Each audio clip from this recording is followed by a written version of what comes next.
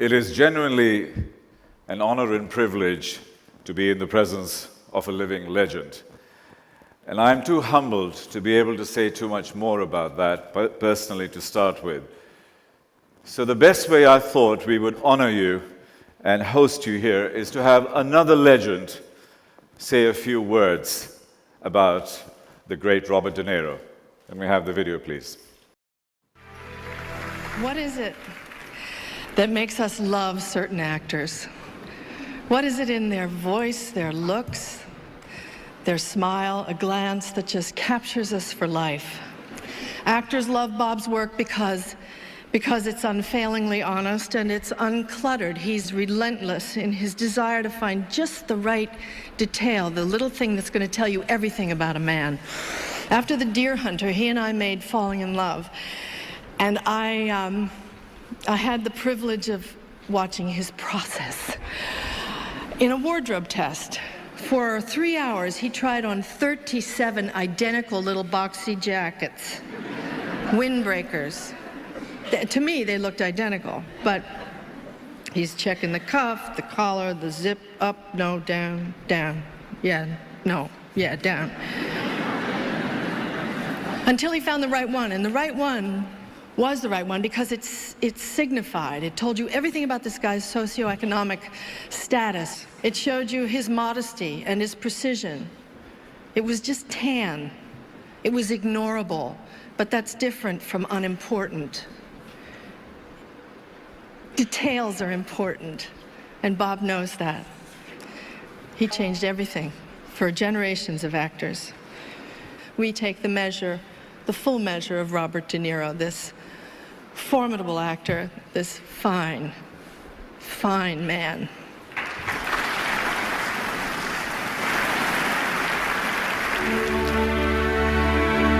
To act,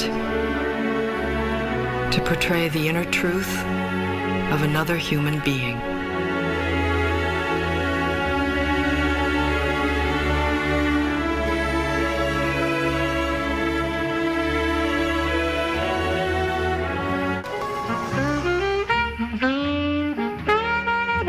Greenwich Village, the 40s. Bob grew up the child of two of its most passionate painters. He was always watching, his mother said.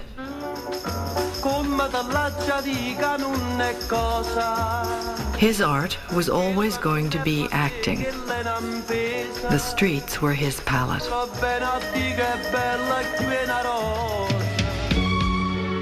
Everything he saw, he brought with him to his craft.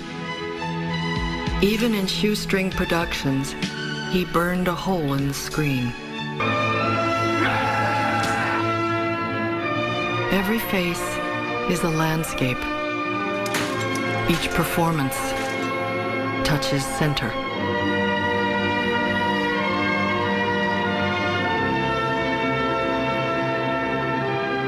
I want you to get this where he breathes. I want you to find this Nancy Boy Elliott Ness. I want him dead. I want his family dead. I want his house. Not far from where his parents painted, he built a studio for filmmakers. And then a festival, a gift to the city he loves. If movies reflect the struggle within ourselves and our search for understanding, then this can be called the age of De Niro. Let's imagine for a moment and project ourselves to the year 2043, 17th of August. It is your 100th birthday. And all of us will be here to celebrate again the great Robert De Niro. What story will we be telling? What are the new stories that are left there? Well, you know, if I make it to 90, I'll be happy. But maybe I will, you know, luckily even more, that'd be great. But who knows? I wish the world will be a better place, obviously. We will, all the things that the Prime Minister of Antigua Barbuda said, we would like that to happen. We'd like to, in general, that things are, as far on a personal level, the project that I have there, I would be very happy, and by then it would be successful and part of the culture there and part of the country. And that's kind of, you're asking me a question that's more difficult. I don't want to give a pat answer. It's from the heart, Yeah, whatever but it is. you know, I just hope that the world gets a little more stable, and we don't have the problems that we have today. Obviously, we'll have problems then, but I don't want to get into things about, you know, the political situation in the States, but we know how. I was going to ask you about that later. We can do right now. So we have a town hall meeting today there. You do? Yeah, Yeah, we do. we of do, course. that's Yeah. what I'm Oh, saying. right. Well, more than a town hall meeting. Absolutely. And so if this was the town hall meeting, what would be the question that you would be asking him? I don't even know what kind of question to ask him because he's so stupid.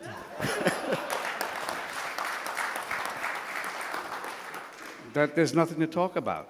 But you were going to punch him in the face. I will, Would you do that? I'd love to punch him in the face. Okay. He makes the thing that's upsetting is that he makes.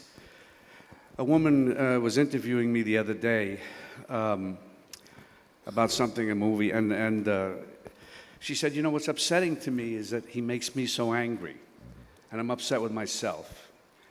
And that's how I feel. I'm so angry at him that this fool has gotten to this point that he makes us angry, and he just cannot be elected president. Things might be, you know, you might feel that you don't trust Hillary about certain things, but she's a veteran, she's a grown-up, and she's very capable of being president. What do you tell the young people today, the millennials, who are apathetic and basically pissed off and bored and Yeah. say we're not going to vote because Hillary is Well, not they our have to choice? vote. They They have to vote. I have children who are in their early 20s, and they have to vote. Yeah. They must vote. Yeah. And you know, fine, you have apathy, but you've got to vote. It's imperative that you vote. This is a very serious situation. What do you tell all of these people who are, and we as observers, we look in and we are in absolute dismay what's going on, in despair almost. What is the message to us? Will you be able to pull it all together in the end? We, you know, the way you feel is the way I feel, the way we feel. Okay. So, but we live there. And another thing, this guy's a New Yorker, and he's an embarrassment. I misquoted Colin Powell by saying he's a national disaster in this video I did. I meant to say, which is what Colin Powell had said, he's a national disgrace. Disgrace. And whatever anyone can do in other parts of the world to influence, even through speaking and so on, their dismay will help. This guy does not have a clue about what goes on in the rest of the world, no matter what he says. So that's... Thank you. Thank you for that. Thank you for the candid response. In true movie style, let's do a flashback to your early life. Your first role was in Wizard of Oz. What were your emotions then? I was 10 years old when I did that. It's But you enjoyed it, being the lion, didn't you? whatever. It's so long ago. People always use that, but it's, you know, that's... Your parents were artists, and you paint the canvas in a slightly different way. Were you inspired in your early days through the way that you saw in your home? I don't know. I mean, my parents were happy that I wanted to be an actor. Was there an influence in certain ways? I suppose there is, you know, in a way that's even not clearly describable. So, you know. Meryl Streep described your passion and your purpose and the detail and the process that you go through.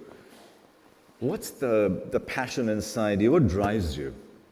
How do you reach our hearts with such intensity? I don't know. I mean, that's... What's your why, basically? I just like to do what I do, but I don't, you know, as an actor, you try to be as honest as you can in the material that's given.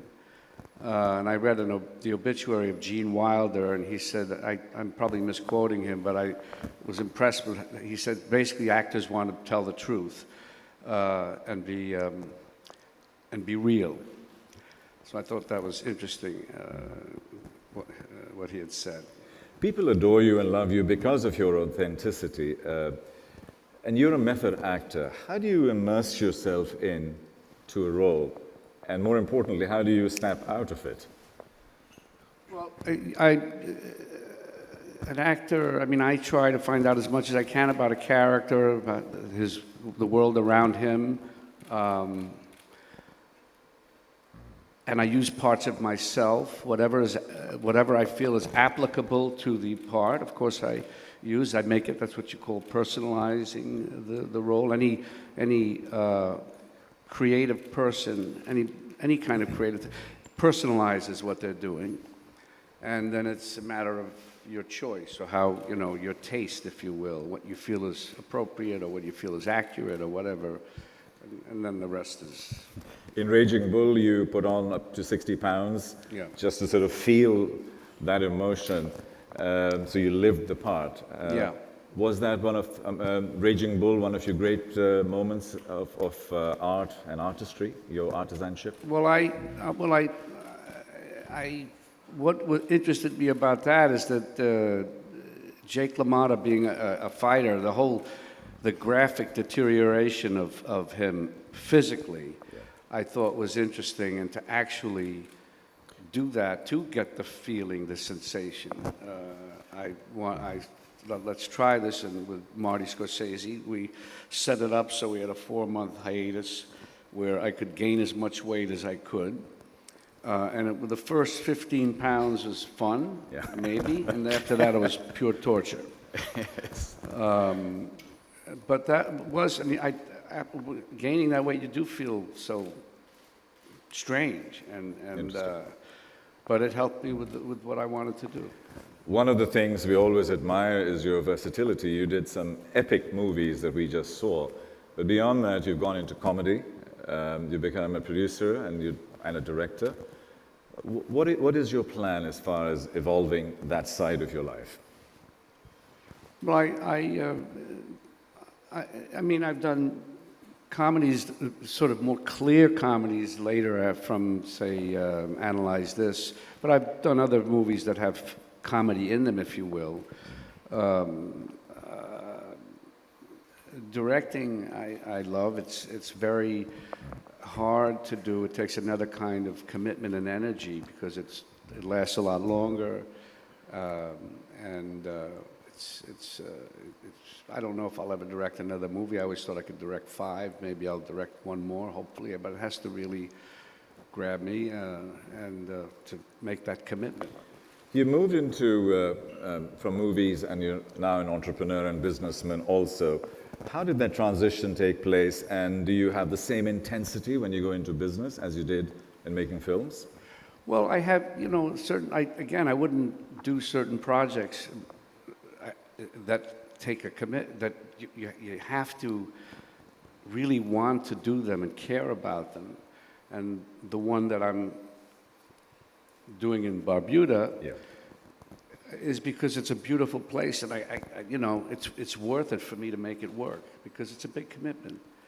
And I never make promises about anything. All I know is to take it step by step to get it done. And it's just like doing a movie. But it's even longer. Yeah. As a special envoy, you're going around the world to actually perhaps share your emotion of a place like Antigua, where you've been going for the last 30, 40 years. Well, yeah, last 25. Right. Moving forward, what advice would you give to a young actor or a young business person? What are the top 2 or 3 things that you would say, this is what you guys got to do? Well, I always say just you got to keep at it. And do it because you really love doing it, because that's where you get the satisfaction.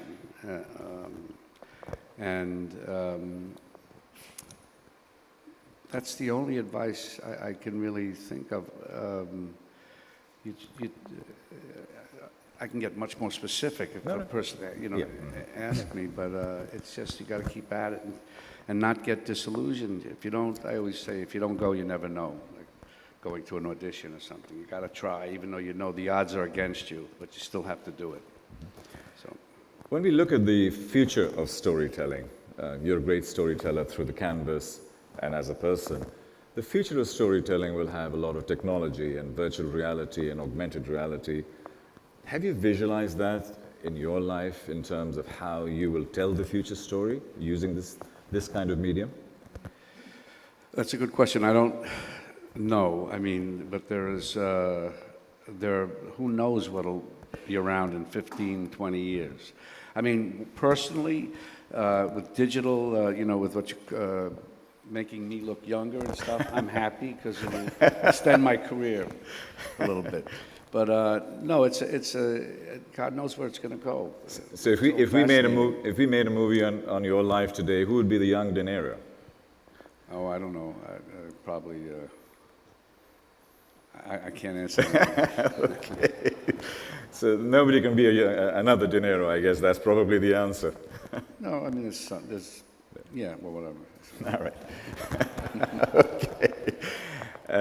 Tribeca, it's been one of your passions over the last 15 years, and it's a gift that you've given back to New York. How do you see that evolving? And would it become a broader base in the world to get film, to tell great stories, the stories about refugees, stories that are coming out in this part of the world also? Do you see Tribeca playing a positive role? Of course. I mean, we always have many amazing films, and it's a long process to decide what films to have in the festival and what, unfortunately, we can't have. So yeah, it's a wonderful way of communicating, of involving people from all over the world, and so. You're genuinely a global citizen. You're all over the world, and everybody, wherever you go, people just adopt you and embrace you. How do you see global citizenship for all sorts of people in the world evolving and developing in terms of borders and again, you mentioned Trump earlier on, building boundaries and borders. How can we have global citizenship as something that we all aspire to? I mean, we can have our differences, but we still have to have, I think as the world gets smaller, as people become even more dependent on each other, countries become as they are now, there's no choice but to, with global warming and so on, we have no choice but to be concerned about our own self-preservation as people, wherever we're from. And some people are more aware of that or care more about that than others, and the way to move forward in that is to just, through the internet and all these forms of technology that make instant communication possible, I think that's a way. There's a downside to that, and there's a very good upside. And I think that's going to help. I'm being very optimistic, and I can only be optimistic. Indeed, indeed. And my final question, sir, how do you make a difference in the future through activism, through movies, or through business? How will you make a difference in the world going forward? What do we anticipate, what are we waiting for that we haven't seen from the great De Niro yet? I'm asking the same difficult questions. I mean, I'm just trying to do my best, do it right, do right by the people I deal with and work with, interact with, and keep my word. You know, and I expect the same from everybody else. Thank you very much, sir. Keeping your word, having integrity, and being honest. Roberts, thank you very much, sir. Thank you.